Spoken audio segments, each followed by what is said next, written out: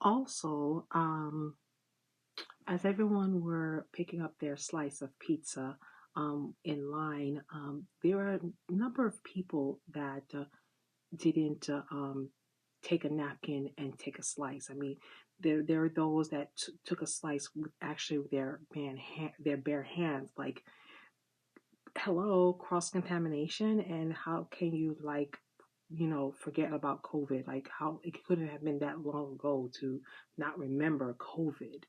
So, finally, but it was a smart thing that this lady, I would say, this sister, she's English from England.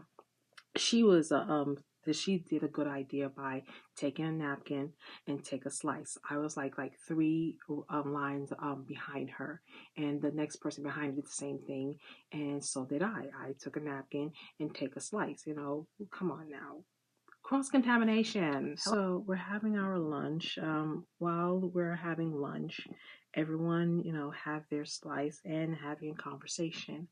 Um, I went ahead and noticed this young man sitting across from me on the other side of the table.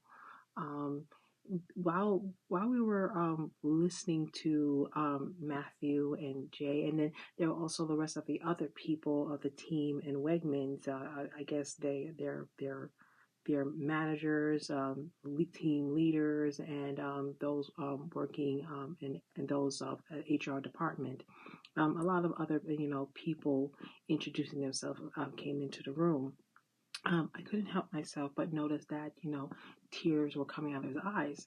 So I asked him like, "Are you okay? Were you having some? Or do you go through some allergies?" He said, "No." He said, "When he yarns, tears comes out." He revealed and shared that when he yarns, tears come out of his eyes, and that's common, very rare, but common. So yes. And then I also remember young guy sitting sitting the right of me. He was it no. It was the young man that complimented young guys' eye frame, his glasses, and asked them where did he get his. And I think they said they got and then they were they were complimenting each other's frames, and I think they got it like the same company eyeglass storeware.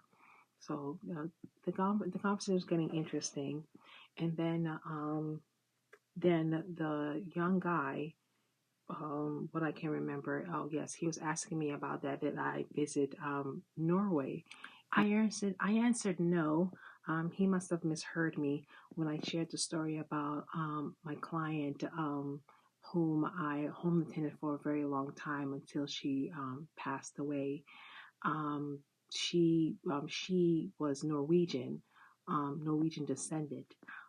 She was born in the United States, but then her parents decided to ship back to Norway, and then for a little bit, sometime, they decided to ship right back to the United States. This was during the Great Depression, probably a little before World War II.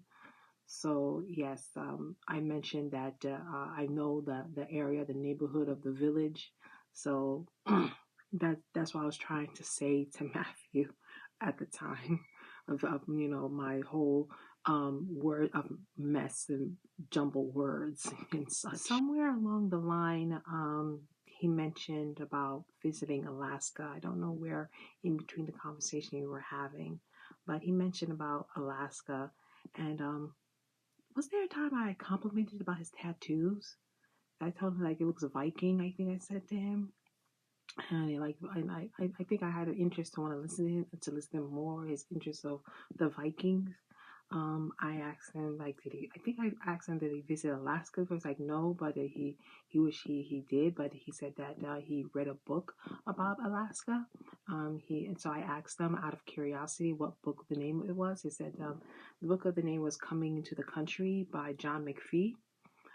So I was like, okay, but I'm just curious. I thought like I would try to take some time to read the book, and then we exchange, thoughts of the story, what our own opinion, exchange opinions, and our thoughts about the book. because that's how I am, or say it's how I wanted to start off for myself start off for myself, because being a home attendant for 13 years, it's a big difference versus working in groups on one big floor you're standing on at the same time versus over standing alone on the floor, one person at a time for each day. So there is a big difference. Working as a home health aide, uh, the difference is that it's a lonely, to me it's a lonely position. Yeah, you're not in a group, you're by yourself, and it is kind of a lonely position, in my experience. Some other home health aides will not think so, but when you're home attending the client for so long, um, and if you've grown used to them, and you're not always ready to say your final goodbyes with them, um, it does get to you. And for some of us, it's like we're masking the suffering or the hurt of realizing like you had to say goodbye to the person that you've developed a bond with. Even though they're like others helping out, it doesn't feel like you're this. It just doesn't feel that way. It just feel like you're by yourself with them, and you're facing you're facing and witnessing their final moments. It's tough, and it's like we're putting a mask, or it's like you're placing a band-aid to cover the scars, or you're wearing a mask. You just bear with it. The downside, I believe, about being a home health aide, you don't get much counseling. The Not every agency offers counseling for home health aides having to say their final goodbye, or they're facing that moment with the client they've been with, caring for. Yes, you're sharing a case with other home attendants, but not all in one room. It's just one person at a time for each day or for each shift. So yeah. Anyways, to get back to about the orientation. So when I got to talking with the young guy on the right of me, there was another guy, um, which he was sitting at the yes, he was sitting at the the other end of the table, at the far left of me. He mentioned when he was listening to me when I mentioned about myself that I was a home attendant, and what was kind of funny to me about him, he was asking to know a little what was my experience as a home health aide.